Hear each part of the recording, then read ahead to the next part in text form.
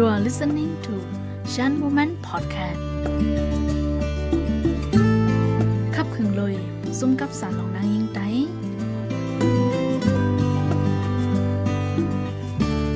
ไม่สุขะจึกขาห้องนางนนแก้วข้าเฮาเอาหัวข้ออันชื่อว่าเฮ็ดซึ่งหือตาได้แก้ไขเลยลองวนนำเจ้าเก่านั่นเสมาอุปโอปันพี่น้องเฮาค่ะใน Shan Woman Podcast วันเหมือนในออข้าเฮาอยู่ที่การเป็นนางยิ่งก้อนหนึ่งเสในตรงวงพิงทุ่งเฮาค่ะในก็นางยิ่งมีปุนพรตาได้ด้วยถึงลุ่มลาปอแม่และลูกล่างเจ้าเก่าเมื่อเป็นลูกอ่อนในก็มีปุนพรตาได้จอยแถมแม่เหตุการณ์นาขึ้นถึงมาปานเหตุการณ์หากินเล่งต้องก็มีปุนพรตาจอยแถมตรงวงและปอแม่ได้ก็ได้เสถึงมาปันมีนาเฮิรนก็มีนาตีปุนพ่อนด้วยถึงลุ่มล่าลูกล่างเจ้าเก่าป้อนั้นเมื่อไหร่ซ้ำเป็นข้าวย่ำตอนตาเจ้าเก่าล่ะเกิดมาเป็นนางยิ่งก้อนหนึ่งมีปุนพ่อนตาเป็นลูกยิ่งหลีตาป้อแม่โอ้ยหลีตาใต้ก้อและเมเจ้าเฮิรนหลีตาเจ้าโพและลูกล่างจัดปานนางยิ่งก้อนหนึ่งมีนันกวยาวค่ะตาโตเก่ามันนางรู้เมื่อนังกะปานเมื่อเร็วในค่ะเนาะตาหากินเล่งต้องตัวเก่าและนาขึ้นของนางยิ่งหนุ่มเฮาคาก็หยาบซ้ำมีลองลอดเพ่ห่มลมตานั่งยิ่งเข้าคาแทงก่อนลองเจอในเฮ็ดให้ตึกคึกป้ายตูเสียมกะหมอตึกคึกป้ายใจมาหมอว่นน่ะมาเต้ๆค่ะเจมื้อติมันก็นั่งยิ่งเข้าคามีฮอร์โมนอันเฮ็ดให้หมอมีใจสุกซักง่ายและเพิ่มมาแทงรองการงานนาติปุนพรเจอในเฮ็ดให้หมอเป็นมาตั้งเป็นว่นน้ำใจตก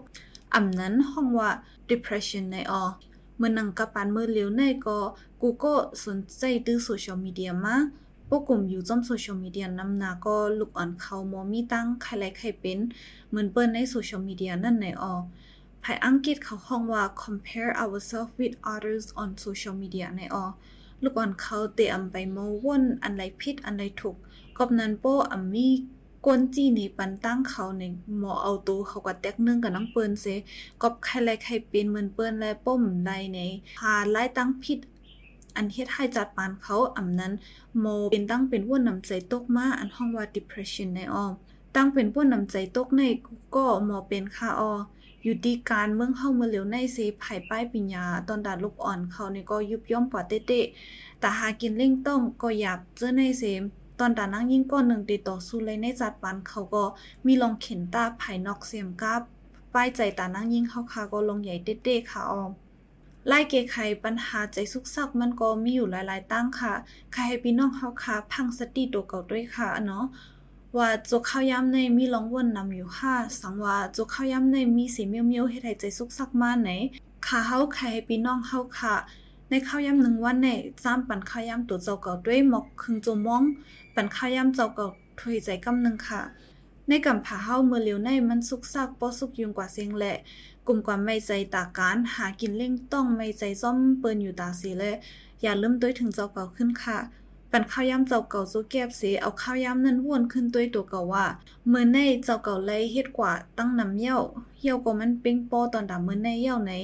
ใครให้ปันแห้งตัวเจ้าเก่าขึ้นค่ะเนาะในข้าวย่ำกูวันในเลยใจข้าวย่ำกว่าซ่อมการหลายๆลองค่ะเนาะสั่งเป็นลูกเห็นก็บ่มีลองใจสุกซักซ่อมการเห็นนั้นการงานเจ้าเก่าเกี่ยวเลยลองซื้อในเสมีลองบนนำมาดังสุดได้ก็ใครให้นางปันตะลาหมอก10ถึง15มินิต่อ1วัน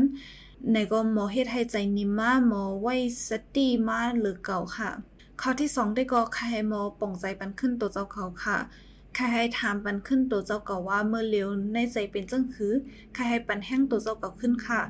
มังปอกเกี่ยวเลยนาการอันโหลเฮ็ดในมันสุกยุงน่ะสิหมอเฮ็ดให้ลองมั่นใจในตัวเจ้าเก่าเฮายุบย่อมกว่าค่ะก็นั้นใครพึกปันแห้งตัวเจ้าเก่าขึ้นสิก็สร้างปันลองมั่นใจในตัวเจ้าเก่าขึ้นค่ะ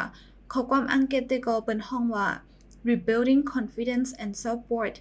กอบสังแลหลมมีลองยุ่มย้ำขึ้นตัวเจ้าเก่าล่ะนี่มันเฮ็ดให้เฮามั่นใจขึ้นลองเฮ็ดสร้างเฮาในนาการเฮาอันเฮาเฮ็ดในก็เฮ็ดสร้างกว่าเลยลองมีลองยุ่มย้ำขึ้นตัวเจ้าเก่าเสเฮ็ดให้เตอร์ลีกว่านะคะเย้าก็สั่งลองสุกซักใจมีมั่นนำหน้าในก็ใครให้เปิดใจลาดนี้สิก็อันจำใจแต่ก็ได้เสอันอยู่จำค่ะเนาะลึงสุดได้ก็ค่ะใครให้พี่น้องเฮาค่ะด้วยถึงลุ่มลาตั้งโตและตั้งใจเจ้าเก่าหนังฮือเดอำไลเป็นตั้งเป็นใจตกนั่นให้หมอปันข้าวย่ำเจ้าเก่าและปันแห้งใจเจ้าเก่าขึ้นค่ะ อยู่ที่พิงทุ่งนาการในนาเฮือนก้อยก็มีลองตั้งวนนำอยู่เย้าเมื่อเร็วการวานการเมืองนี่ก็อำนิมอำเศร้าเจอในก็นึงแค้นเฮ็ดให้ใจสุกมาแทงเสียมการนั่งยิงเฮาค่ะตื่นมีฮอร์โมนอยู่จับตัวอันเฮ็ดให้เป็นตั้งเป็นวนนำใจตกง่ายอยู่เย้าแลใครพี่น้องเฮาค่ะพังสติตัวเก่าเสียอย่าไว้เมามางต่อไปใจเจ้าเก่าค่ะตอนดำเมื่อในได้ก็ค่ะได้ย้อนกึดลือชันโบแมนพอดแคสต์กว่าดีในเสและผู้ถ่อมยินเฮาค่ะ subscribe ปัน channel เฮาค่ะกดไลค์กดแชร์ปันเฮาค่ะอีก1ค่ะเนาะไม่สุขค่ะค่ะเฮานั่งนนแก้ว